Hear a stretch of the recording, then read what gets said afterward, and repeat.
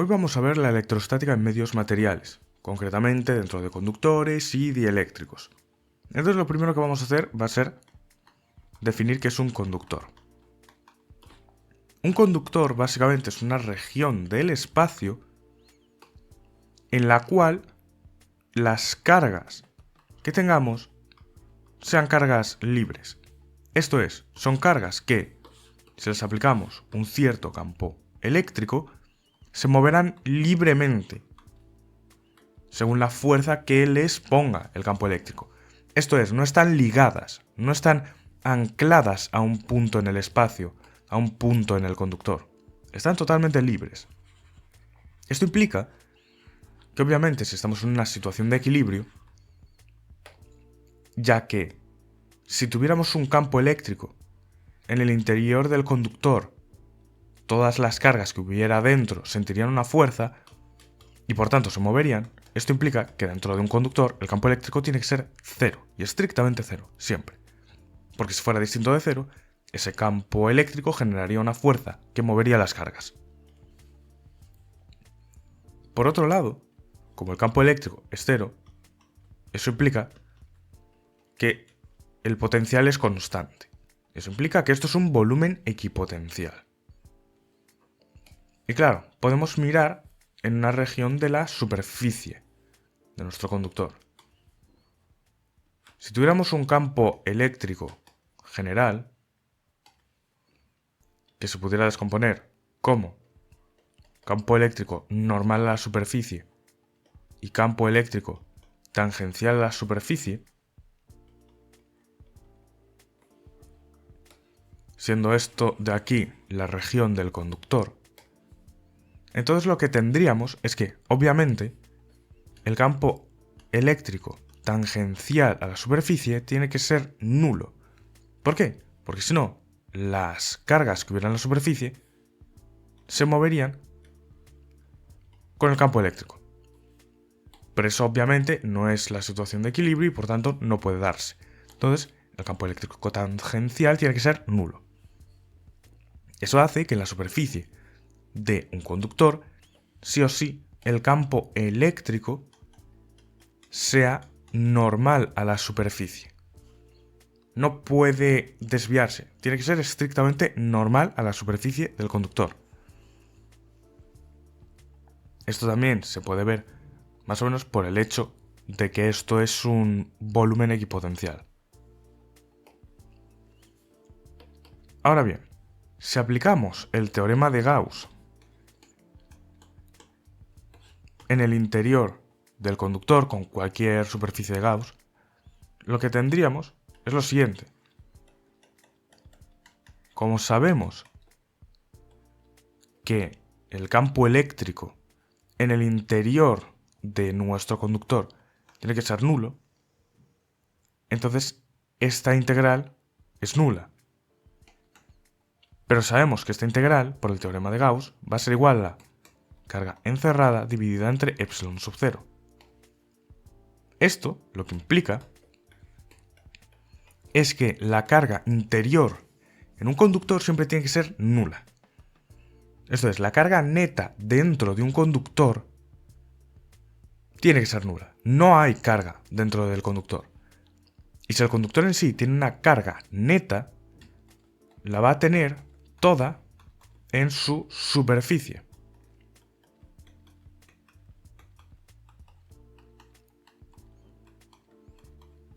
Entonces, de aquí sacamos que toda la carga neta que puede tener un conductor en equilibrio, y es importante destacarlo de en equilibrio, toda esa carga neta tiene que estar repartida en la superficie del conductor. No puede estar en el interior del mismo. Y claro, esto nos va a llevar a unas ciertas, pues digamos, condiciones de contorno. Unas cosas interesantes en la superficie. Y es que si nosotros tenemos esta superficie del conductor, siendo esta la región del conductor, y hacemos esta superficie de Gauss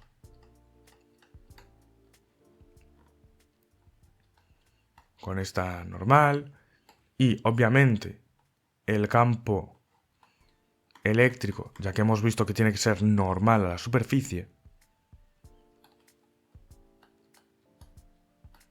y esta normal lateral, siendo el lado de este circuito, de esta superficie, delta de A, entonces nosotros vamos a saber que la integral cerrada de la superficie de E por ds va a ser la integral en la superficie de arriba, que va a ser la tapa, que sabemos que va a ser E por la normal, porque el campo eléctrico tiene que ser normal a la superficie, de Sn. A esto tendremos que sumarle dos veces la integral en los laterales, este lateral y este lateral, de E por Nc. Pero este producto escalar, bueno, por ds, pero este producto escalar va a dar 0. Y después vamos a hacer lo mismo en el fondo. Pero ¿qué pasa con el fondo? Que nosotros sabemos que el campo eléctrico en el fondo es nulo, porque está dentro del conductor. Entonces, finalmente, lo único que vamos a tener es que vamos a tener aquí el campo eléctrico por delta de A. Siendo delta de A este área.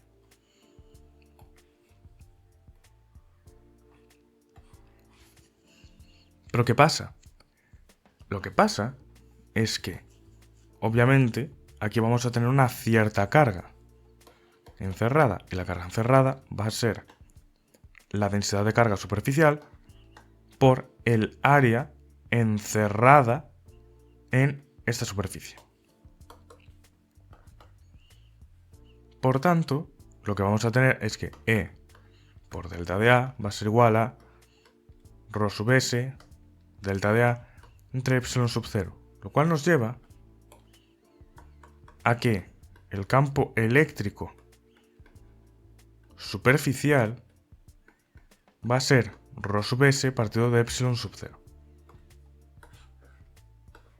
Y que, obviamente, considerándolo en total, con la dirección incluida, va a ser ρ sub S por el vector unitario normal a la superficie dividido entre epsilon sub 0. Por tanto, así podemos saber cuál es el campo eléctrico que está saliendo de la superficie de un conductor. Y claro, aquí hay varias cosas que son interesantes, como por ejemplo el hecho de que nosotros, si tenemos un conductor con una región hueca en el interior, nosotros sabemos que aquí en el exterior, en principio, el campo eléctrico puede ser diferente de 0. Pero sabemos que aquí dentro del conductor, el conductor es esta región de aquí, dentro del conductor el campo eléctrico tiene que ser 0. Y a su vez, dentro del conductor, o sea, en la región interior hueca, el campo eléctrico también tiene que ser 0. De forma que nuestro conductor nos va a ayudar a aislar una cierta región del espacio del campo eléctrico externo. Esto lo podemos ver si cogemos un cierto conductor, le hacemos una región hueca y en ese interior ponemos otro conductor. Entonces, en el exterior, si decimos que aquí tenemos una carga 2 en el conductor externo y una carga 1 en el conductor interno, aquí vamos a tener que el campo eléctrico externo va a depender de Q2 más Q1. obviamente, porque es la carga total encerrada. En este interior, el campo eléctrico va a ser 0, y en esta región hueca interior, el campo eléctrico va a ser diferente de 0 si Q1 es diferente de 0. Porque solo vamos a tener en cuenta la carga 1. Y aunque haya un campo eléctrico externo, el único campo eléctrico que va a tenerse en cuenta en toda esta región es el generado por esto que hay dentro de nuestro conductor, que actúa como un aislante con respecto al resto del universo. O sea, aísla el resto del universo de nuestra carga. Más bien al revés, aísla nuestra carga del resto del universo. Y esto, además, hace que podamos estudiar ciertos procesos sin tener en cuenta todos los campos eléctricos externos que existen. Esto sería una jaula de Faraday.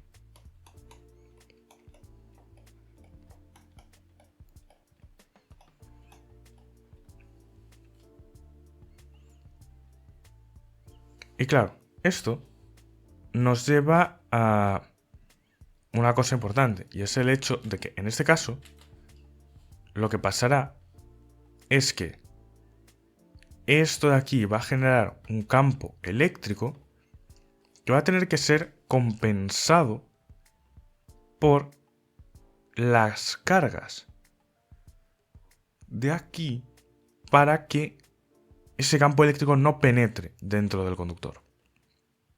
Por tanto, lo que va a pasar es que en esta superficie va a aparecer una carga menos Q1, más o menos. Que básicamente lo que va a hacer es absorber exactamente el campo eléctrico que está apareciendo aquí, digamos, haciendo el proceso exactamente contrario. Va a absorber todo este campo eléctrico que está generando esto, pero a costa de, obviamente, manteniendo el balance de carga neta, generando más carga en la capa externa, lo cual va a producir este Q2 más Q1. Esto es, las cargas eléctricas se van a mover entre las superficies del conductor de forma que consigan que en el interior del mismo haya carga nula. Y esto se va a cumplir siempre que estemos en el equilibrio. Una vez visto esto, podemos pasar a los dieléctricos. Los dieléctricos, que podrían llamarse aislantes o no conductores, son materiales, esto de regiones del espacio, sin cargas libres que puedan moverse. Esto es, los electrones y las cargas en general van a estar ligadas al material. Y lo único que pueden hacer es moverse un poquito. Esto es, al igual este electrón se puede mover de aquí a aquí, pero no se puede ir de aquí a aquí. Y estos desplazamientos básicamente son desplazamientos a distancias atómicas. Entonces, claro, un dieléctrico en el cual se haya realizado este desplazamiento de las cargas positivas y negativas que se desplazan en direcciones contrarias, un dieléctrico en esa situación se dirá que está polarizado y que sus moléculas tienen un momento dipolar inducido. ¿Esto por qué es? Porque los dipolos van a crear su propio campo eléctrico que se va a sumar al de las cargas externas. Y esto mismo puede ser comparable. Vamos a imaginarlo de la siguiente manera para que se entienda bien. Si nosotros tenemos un dipolo,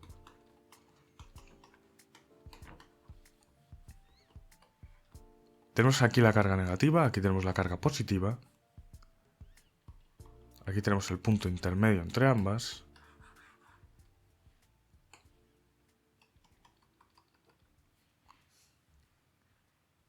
Y aquí la unión. Aquí tenemos un ángulo Z. Y tenemos un campo eléctrico E. Que va en esa dirección. Entonces, ¿qué va a suceder aquí? Que la carga eléctrica positiva va a sufrir una fuerza en esta dirección. Y la negativa, una fuerza en la dirección contraria. Esto es, si tenemos esto así, y obviamente la distancia entre... la distancia entre las dos cargas es D, lo que va a pasar es que ese sistema va a rotar si no puede cambiar la distancia D, esto es, si están ligadas. Entonces lo que va a pasar es que esto va a tender a rotar, va a sufrir un torque, que va a ser igual a P por E. ¿Por qué? Básicamente porque lo que vamos a tener aquí es que tendremos la fuerza por la distancia. Y claro, P por E implica que tenemos que definir qué es P. Y P básicamente sería Q por D. Entonces, si tenemos esto, tenemos que P, E... Bueno, un momento, que vamos a calcular el módulo. T va a ser P por E por el seno del ángulo que forman. Esto es Q por D por E por el seno del ángulo que forman. Y como Q por E es F, entonces vamos a tener F por D por el seno del ángulo que forma.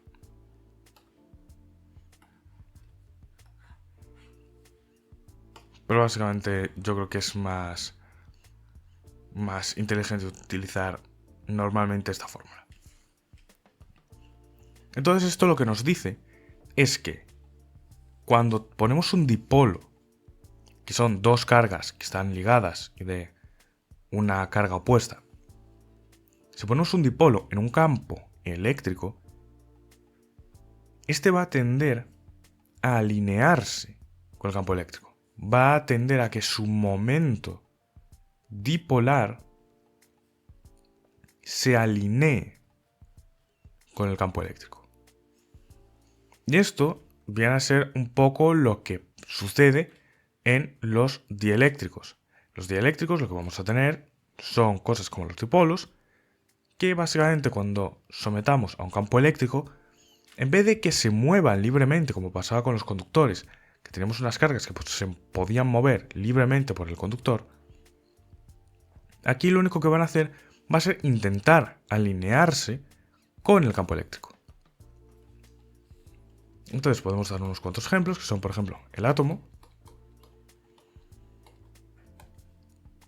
Si tenemos un átomo con un núcleo aquí y un orbital electrónico así, lo que va a suceder es que si aplicamos un campo eléctrico en esta dirección, vamos a tener que el orbital atómico, como es negativo, se va a mover un poquito a la izquierda y el núcleo, como es positivo, se va a mover un poquito a la derecha, quedándonos en esta situación que estaría polarizado y tendría un momento dipolar de este estilo.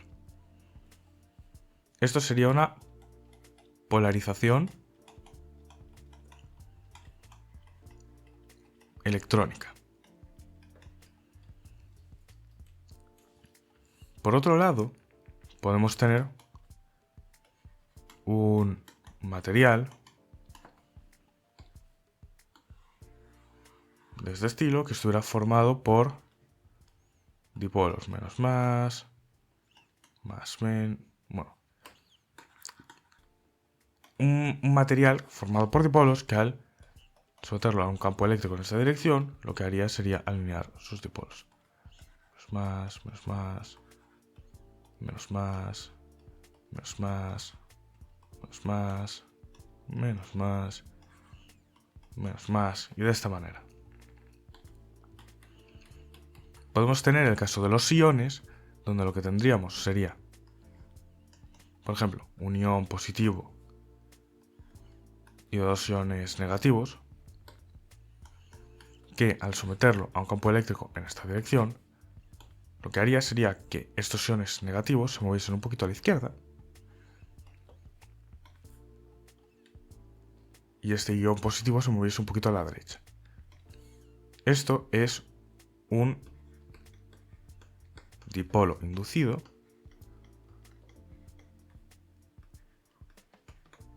o una polarización iónica. Y por otro lado tendríamos moléculas polares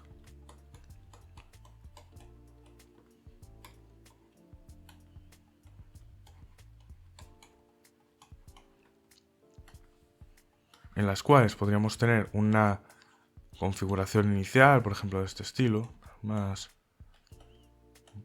menos,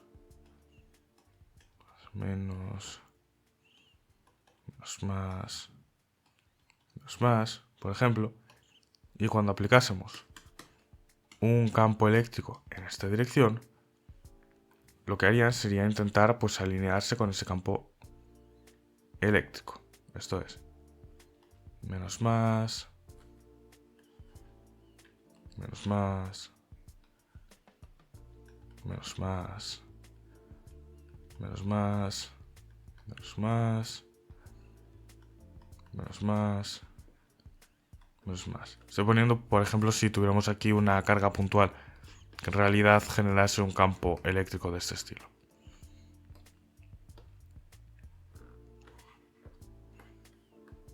También hay que tener en cuenta que los dipolos se van a girar tanto como de intenso sea pues nuestro campo eléctrico. Y esto sería una polarización dipolar.